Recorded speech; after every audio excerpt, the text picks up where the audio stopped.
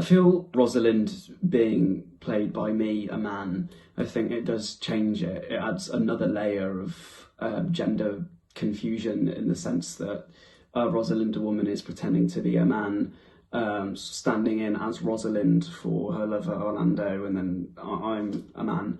So I think for me it was sort of to just sort of play it androgynously in a way, kind of sort of take sort of bits and pieces of what is considered male and female, whatever that means.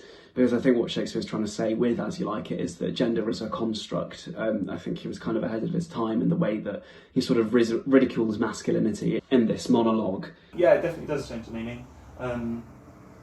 As I said in my original video, this speech isn't specifically about female experience. It's not like Lady Macbeth talking about being a mother, but it being performed by a woman definitely does have implications for how we read it, and so it being performed by a man definitely does as well. Rosalind portrays lots of characteristics such as her quick thinking and her decisiveness. It shows that that's kind of that would be seen as a male trait, but she is sort of the best wielder of those characteristics in the play. So I think it's very much sort of when it came to sort of deciding sort of the posture and the voice to sort of incorporate those sort of things that Rosalind's like the high posture and sort of the eloquent way of speaking that she probably would have had when she was in court, but obviously she's trying to mask that.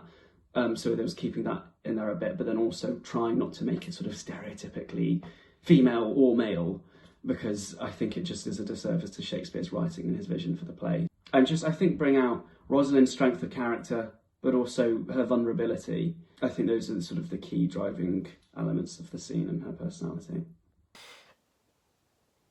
Something that I did when working on the monologue is I kind of took it out of context of the play, because Portia is a character that I think gender does matter to the character.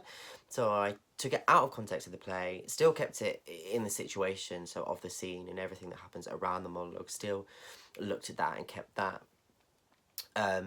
But I kind of stripped away the gender and a bit of the character because I thought it was important in getting the message across and getting the story across, and I looked at it that way with the monologue rather than focusing on the gender because I didn't think that was a really important thing to do. I don't think that it does particularly. I think that gender doesn't really it's not a huge part of this monologue, which essentially to me boiled down to an expression sort of dawning grief and then real vulnerability and a sense of restraint and residual duty, and then ultimately a sort of sentiment of hope that, you know, this is the parting of Ferdinand and the princess, but hopefully they can both sort of perform their duties, the princess to herself and her father, and Ferdinand to his own word, to restore his integrity, which are, you know, these are feelings that we can all relate to. No, I don't think that playing Isabel as a man changes the meaning.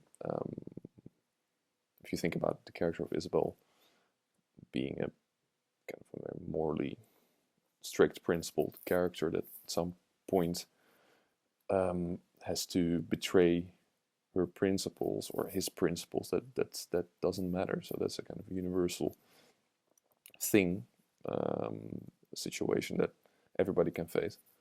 So the meaning stays the same, and that's what I try to remind myself of, I think. So trying to abstract from gender and thinking of the specific situation that the character is in.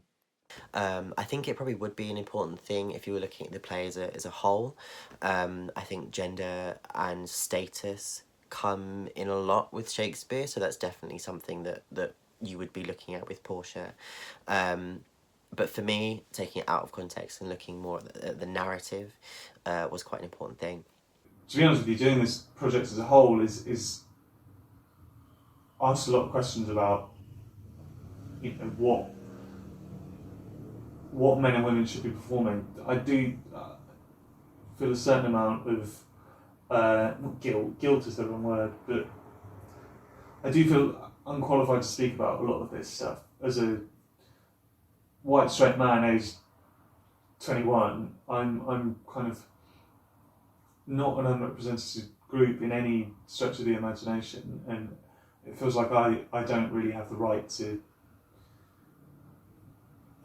be adding my voice to the conversation. So I think it kind of has exposed that, which I think is useful. It's a useful thing to think about and talk about.